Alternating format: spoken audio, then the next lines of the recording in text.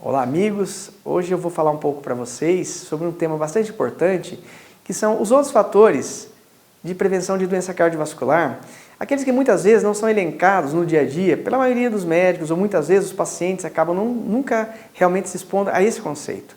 E não são conceitos nossos especificamente, são conceitos hoje já colocados em consenso. Esse inclusive um consenso da Sociedade Europeia de Cardiologia, em que elenca como alguns fatores de risco muito importantes, talvez muito mais importantes que outros que a gente convencionalmente fala, para as doenças cardiovasculares, como sendo, muitas vezes, a ansiedade, através de modificações tanto neurológicas como neuroquímicas especificamente, que vão realmente desencadear um processo de agressão endovascular e esse processo causando lesões não só no coração, como no sistema cardiovascular inteiro.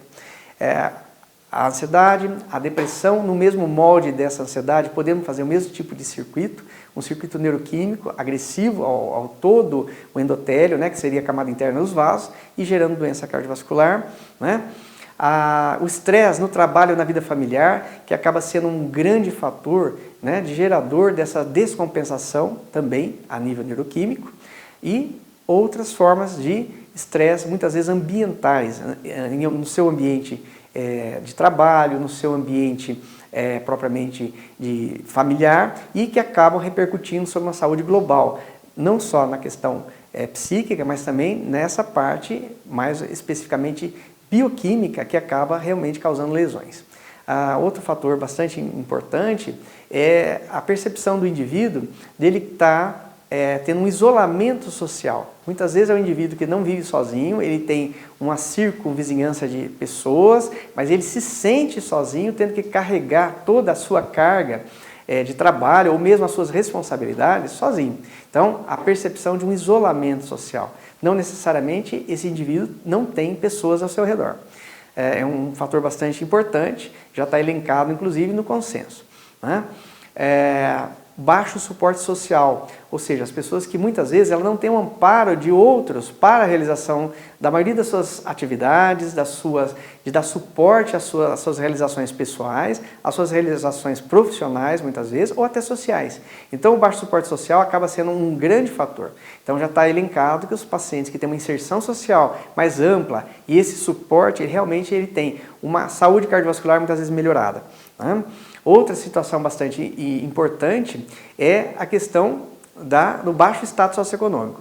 E aqui a gente tem que esclarecer isso. A questão de não ter o dinheiro não é necessariamente a prioridade e realmente o que define isso que a gente citou, mas a busca pelo dinheiro. Então muitas pessoas têm uma busca incessante pelo dinheiro, inclusive as pessoas mais ricas. Então não é um caso especificamente da falta do dinheiro, é a busca incessante por esse dinheiro.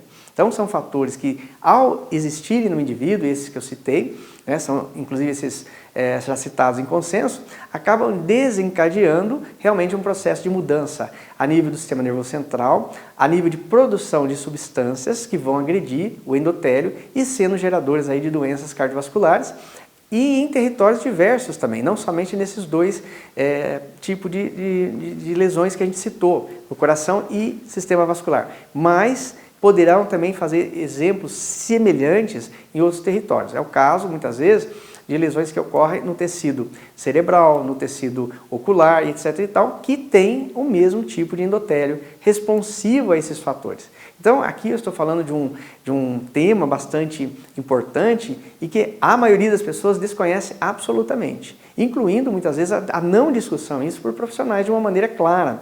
Então, trazemos isso hoje realmente à mesa de discussão, não só no consultório, mas também a nível das pessoas discutirem que isso realmente é um modificador do seu risco cardiovascular, realmente se torna importante. Então falei um pouquinho sobre isso, até porque são temas importantes do dia a dia e que as pessoas não estão expostas. Mas nós vamos estar explorando mais sobre esses temas mais diferenciados e que a evolução das pesquisas tem mostrado realmente como isso pode nos subsidiar, nos amparar para uma mudança de qualidade de vida e prevenção de doenças cardiovasculares. Então, eu fico aqui à disposição de vocês e até a próxima oportunidade para falarmos mais um pouco sobre coração também.